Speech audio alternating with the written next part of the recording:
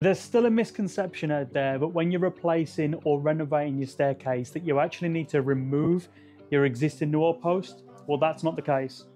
See, in front of me today I have our Newel post cladding sets. Now, these do come in different sizes to accommodate your Newel post, and what they consist of is 4 pieces of this angle moulding, which is solid oak.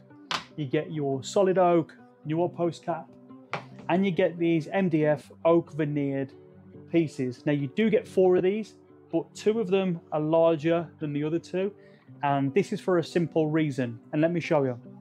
You see, when you're cladding your existing Newel post, you take this one here that's 90 by 90.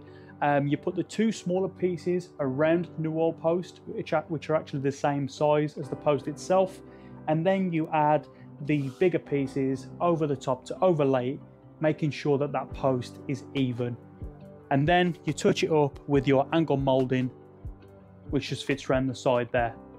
And there you have it. See what you've done there? You've saved a bit of money and you've still got the same effect. You've still got that natural oak effect on your staircase. So yeah, check out our cladded Newel post sets today.